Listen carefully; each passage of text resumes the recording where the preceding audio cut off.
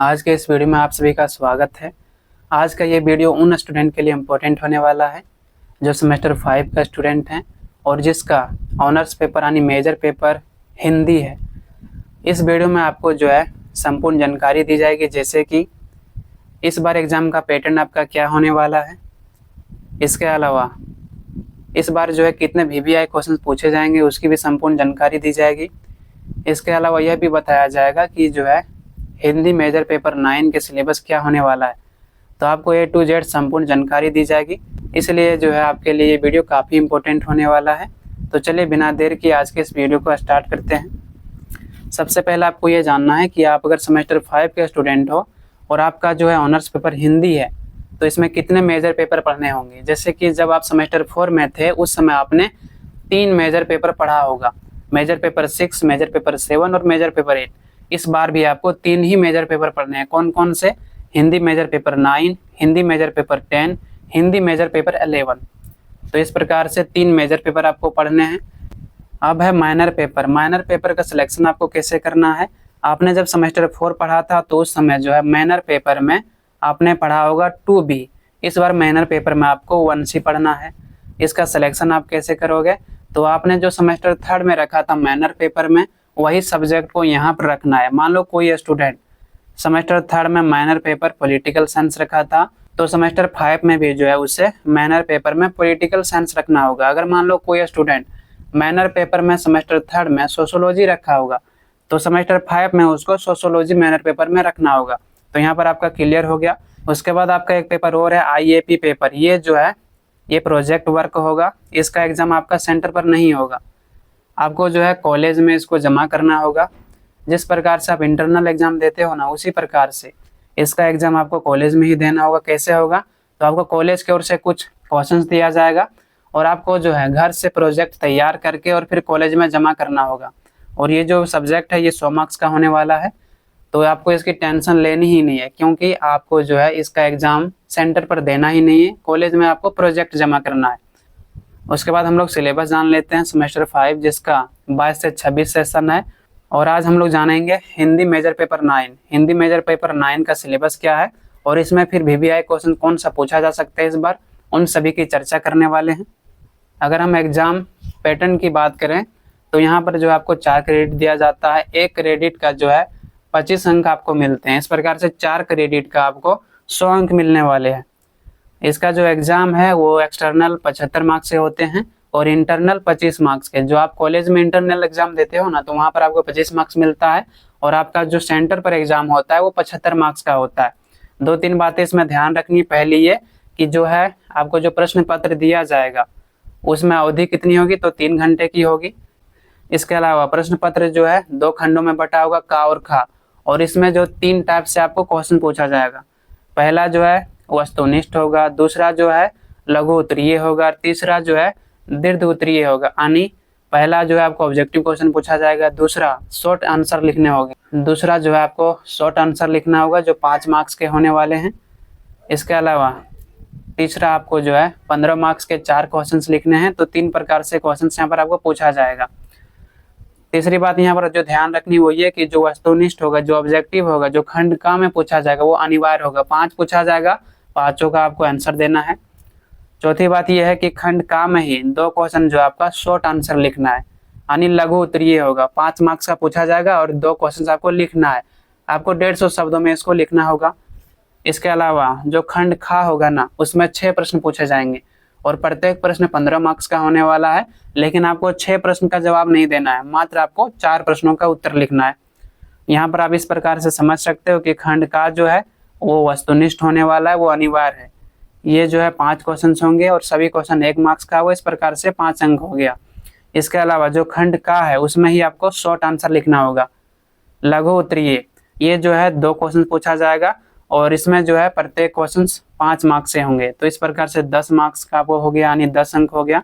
और जो खंड खा होने वाला है जो दीर्घ उत्तरीय प्रश्न होगा, यानी लॉन्ग आंसर आपको लिखना है। इसमें जो है आपको 4 क्वेश्चन का जवाब देना है और प्रत्येक जो प्रश्न होगा वो 15 मार्क्स का होगा। तो इस प्रकार से 4 प्रश्न होगा और 15 मार्क्स का होगा, तो टोटल 60 अंक होगा। इसके अलावा आपका जो है इंटरनल एग्जाम जो कॉलेज में होता है और अगर आप कॉलेज में जो है रेगुलर क्लास करते हो, क्लास अटेंड करते हो, तो वहाँ से भी आपको 10 मार्क्स मिलेंगे। यानी इस प्रकार से 25 मार्क्स आपको कॉलेज से मिलने वाला है। तो कुल आपका जो मार्क्स हो गया वो 100 अंक हो गया।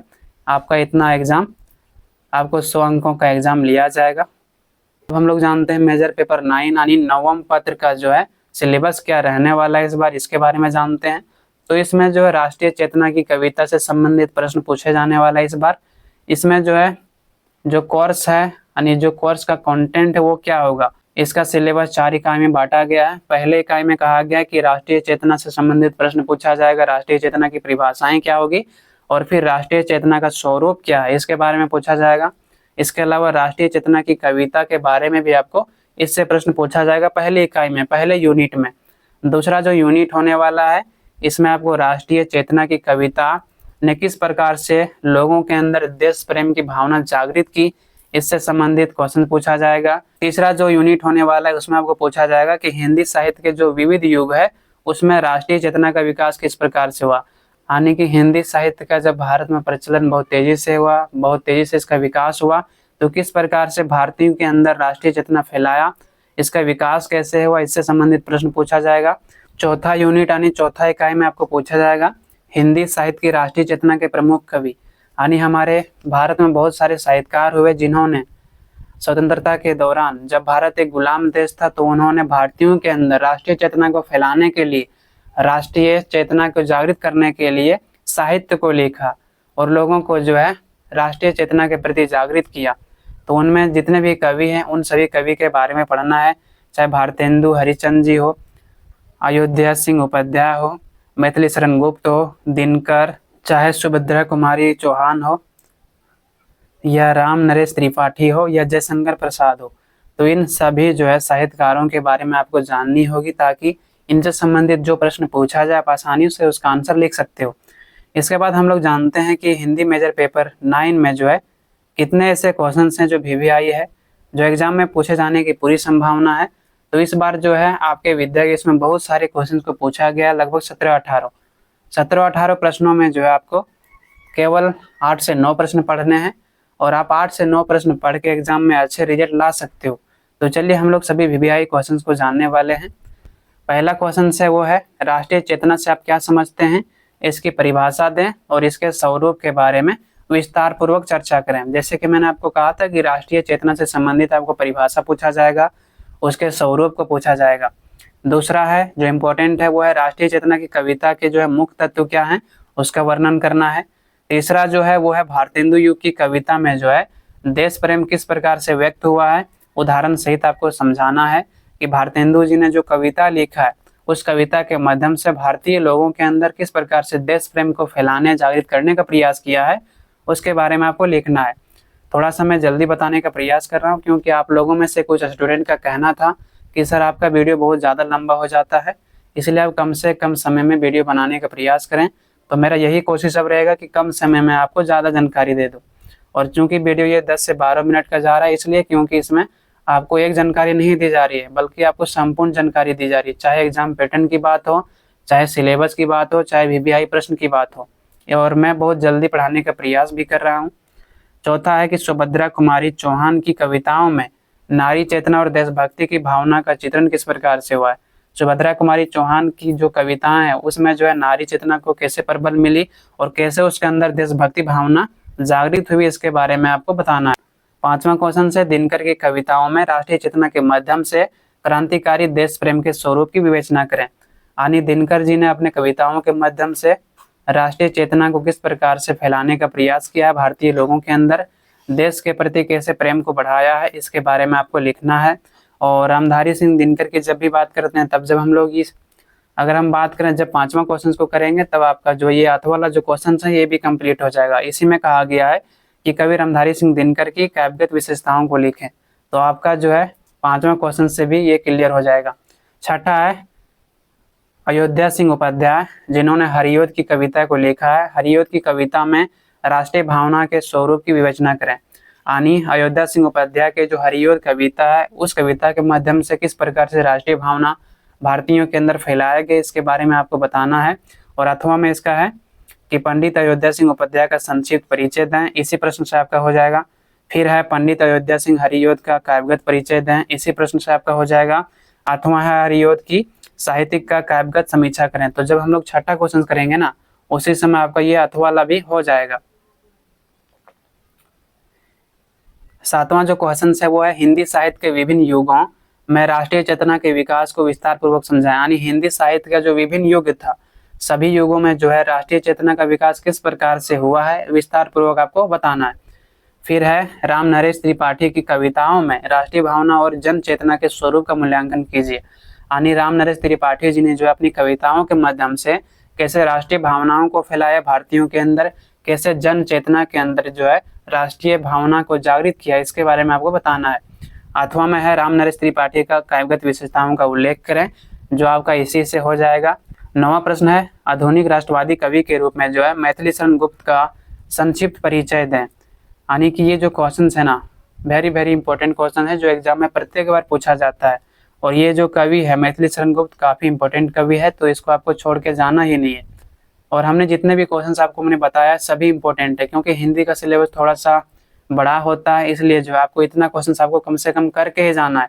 आप अगर इससे कम क्वेश्चंस करके जाते हैं तो एग्जाम में आपका क्वेश्चन छूट सकता है, इसीलिए इतना क्वेश्चन आपको करके ही जाना है। इस प्रकार से यहाँ पर कहा गया है कि आधुनिक राष्ट्रवादी कवि जो है मैथिली शरण गुप्त जी, उनके बारे में आपको बताना है, उसका परिचय देना है। और जब हम लोग ये प्रश्न को करेंगे तो 8वां वाला जो 2 प्रश्न है ये भी हो जाएगा कि मैथिली शरण गुप्त का जो है काव्यात्मक विवरण लिखें और मैथिली शरण गुप्त का साहित्यिक विवरण लिखें। तो ये सभी प्रश्न भी इसी से हो जाएगा। दोस्तों मैं सभी चीज़ों को एक ही बार में डिटेल में चर्चा करता हूँ, इसलिए थोड़ा वीडियो लंबा हो जाता है, क्योंकि मेरे पास उतना समय नहीं होता है कि छोटा छोटा टॉपिक को लेकर 3-4 वीडियो बनाया जाए। इसीलिए जो एक ही वीडियो में आपको संपूर्ण जानकारी दे दिया। आपको अगर ये वीडियो अच्छा लगता है, आपको जो है जो मैंने जानकारी दिया उससे आपको कुछ सीख मिलती है, तो अपने दोस्तों तक शेयर करें। और हमने यहाँ पर मेजर पेपर 9 का जो है आपका सिलेबस बता दिया है, और जितने भी क्वेश्चन है बहुत जल्द इसका वीडियो आने वाला है। जब हम लोग मेजर पेपर 9 कंप्लीट कर लेंगे, उसके बाद आपको मेजर पेपर 10 और मेजर पेपर 11 का सिलेबस बताया जाएगा, और फिर उसको भी कंप्लीट करवाया जाएगा। इतना जान लो कि एग्जाम से पहले जो है आपका सारा सिलेबस कंप्लीट करवाया जाएगा सभी मेजर पेपर का। हाँ, लेकिन इसके लिए आप लोगों का प्यार और सपोर्ट जरूरी है। और बहुत सारे स्टूडेंट कह रहे थे कि सर अभी से जो है वीडियो बनाना शुरू कर दीजिए, हम लोगों को पढ़ाना शुरू कर दीजिए। इसीलिए हमने आप लोगों के कहने पर अभी से ही पढ़ाना शुरू कर दिया है, क्योंकि आप अगर एग्जाम के लास्ट में पढ़ते हो तो उस समय जो है आपके पास उतना समय नहीं होता है कि आप सभी सब्जेक्ट को आसानी से तैयार कर सको। लेकिन अगर आप अभी से पढ़ना शुरू कर देते हो 1-2 क्वेश्चन करके, तो एग्जाम में जो है आपको आसानी से तैयारी हो जाएगी और आपको उतना चिंता नहीं होगी। तो अभी से आप अपना तैयारी करना प्रारंभ कर दें, ताकि आपको एग्जाम के समय ये ना रहे कि ये सब्जेक्ट पढ़ें या ये सब्जेक्ट पढ़ें। आज के लिए इतना ही। आप लोगों से बहुत जल्द मिलते हैं नेक्स्ट वीडियो में। धन्यवाद।